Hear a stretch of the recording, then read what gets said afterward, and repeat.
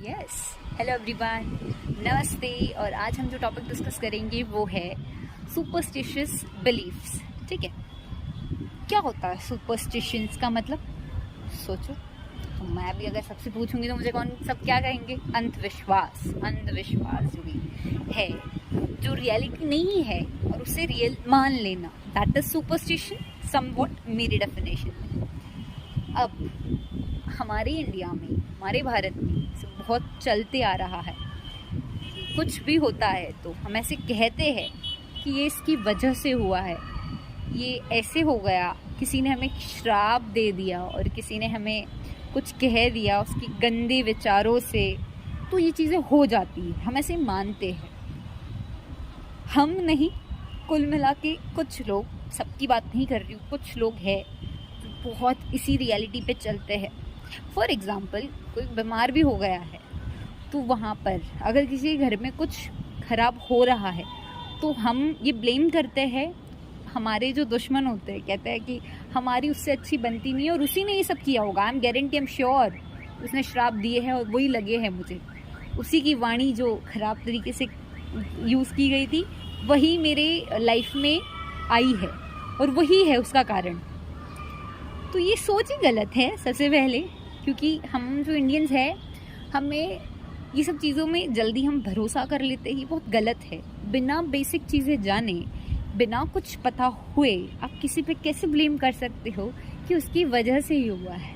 सबसे पहले तो हम माइंड में बहुत क्लियर रख देते कि ये दुश्मन, ये दोस्त, और उसने ही किया है, उसने ही किया है। ये जो घृणा है ना, ये हमें ले जाती है उस सुपरस्टिशियस बिलीफ्स तक बिलीव करने में सबसे पहले। और मैं ये कहूँगी कि आजकल बहुत होता है कि ये कर लो, वो कर लो, आपकी जो ग्रह दशा है वो सही हो जाएगी, ये कर लो, ये कर लो, वो कर लो, मतलब समझ रहे हो आप लोग कि ये धागा पहन लो आप अपने कहते हैं उसको कुछ नाम है, आई थिंक, क्या कहते हैं उसको, यहाँ पर पहना जाता है उसे, आई थिंक क्या नाम है उसका, ताज, आई एम नॉट रिमेम्बरिंग, मुझे याद आएगा तो मैं बोलूँगी। ठीक है, वो धागा, तावीज़, ये सब होता है ना, ये पहनते हैं, ये सब करते हैं और बहुत मानते भी हैं लोग बाग जो होते हैं, लोग बाग।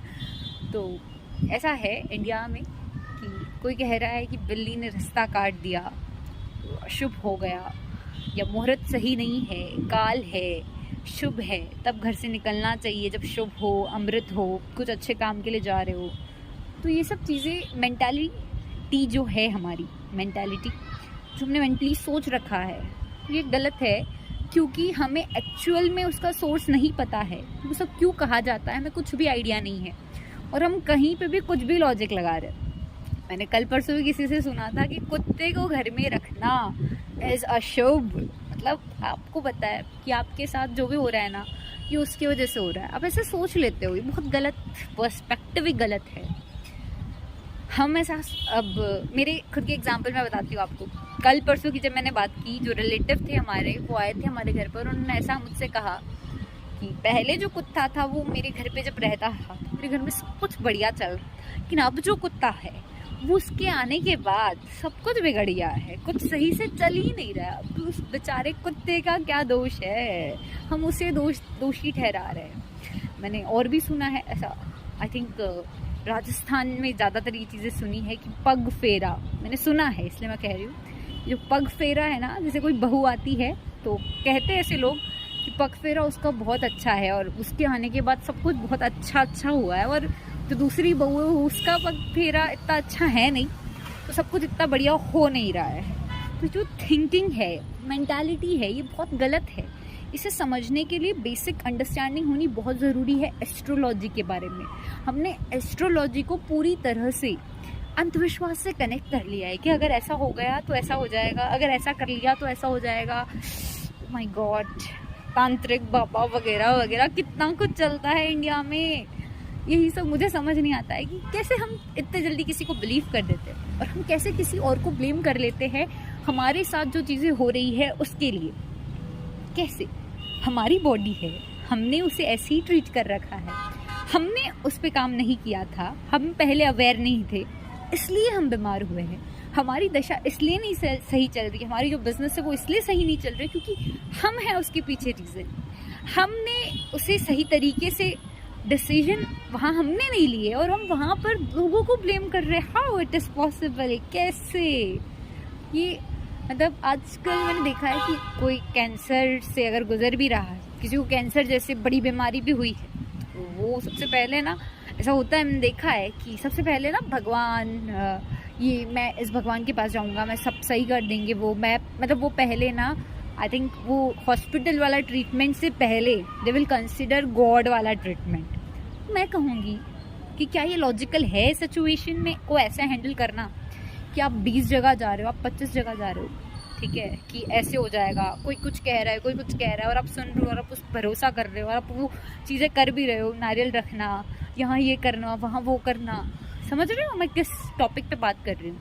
मैं ये नहीं कह रही कि मैं गॉड पे बिलीव नहीं करती या मैं नहीं मानती एस्ट्रोलॉजी, मैं ये नहीं कह रही हूँ, पर अंधविश्वास और गॉड की रियलिटी और एस्ट्रोलॉजी तीनों में ज़मीन आसमान का फ़र्क है जो हम देख नहीं पा रहे। हम किसी को भी कुछ भी बना रहे हैं, कोई भी रियलिटी एक्सेप्ट कर रहे हैं कि ये इसने कह दिया तो ये है, ये करना है और इससे ही सही हो जाएगा। और बाई कोइंसिडेंस अगर वो कभी सही हो जाता है तो हम मानने लग जाते हैं कि वो जो पर्सन था उसने जो कह दिया, वो हमारे आसपास के लोग भी है, वो भी कहते हैं कि मैं इस बाबा के पास गया था, मैंने उधर नींबू दिए थे और नींबू रखे थे और चावल रखे थे और ये किया था। ये सब जो है लॉजिकल मुझे नहीं लगता, बट इसके पीछे क्या है I also don't know what is the actual meaning. मतलब ऐसा होता है, मैंने देखा है कि 2 किलो चावल आप चढ़ा देना, आप नींबू रख देना, आप नींबू ऐसे कर देना, आपका सब सही हो जाएगा।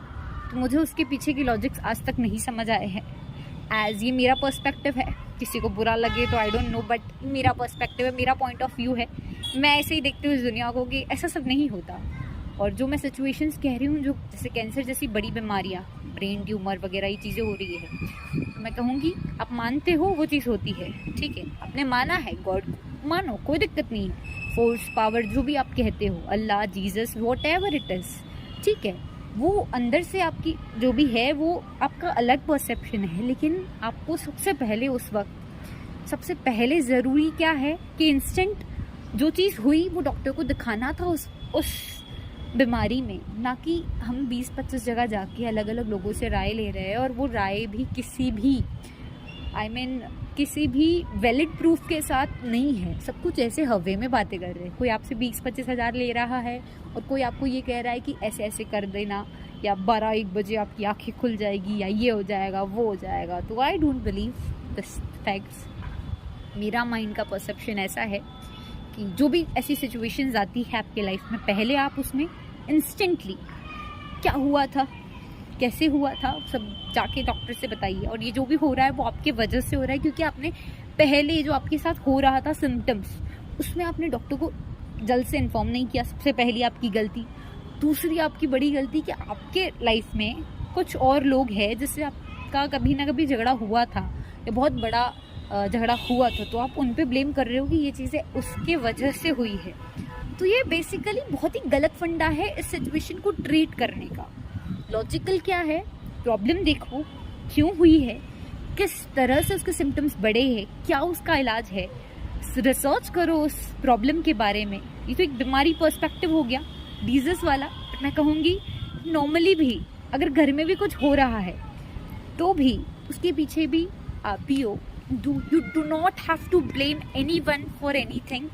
I personally believe कि आपको ब्लेम नहीं करना है किसी को भी, कि आप जो भी हो वो आपकी वजह से हो। आपकी हेल्थ ख़राब है, कुछ भी हो रहा है, बिजनेस रिलेटेड, सब कुछ आपकी वजह से है। बारिश आ रही है बट ओके, विल कंटिन्यू।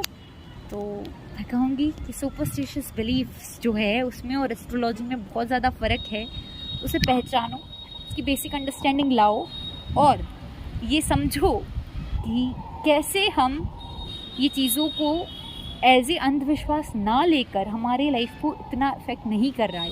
क्योंकि हम जो सोच लेते हैं वही होता है हमारे साथ। हमने सोच लिया कि उस बाबा ने या उस इंसान ने या उस दोस्त ने या उस रिलेटिव ने ऐसा कह दिया, उसकी वजह से हुआ है, तो वो हमने सोचा। और इसलिए मैं कहती हूँ हमेशा एक चीज़ कि जो मानो वो है, जो ना मानो वो कभी नहीं है। तो गलत परसेप्शन सोचा गलत थिंकिंग लाई तो वो हो गई। That is the point of view in every case, कि जैसे आप मानोगे, जैसे देखोगे वैसे ही होगा, वैसे ही दिखेगा।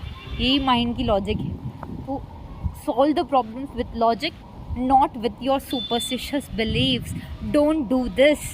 जय हिंद, जय भारत। बारिश आ चुकी है, इसका मतलब मैंने बात सच्ची गई थी।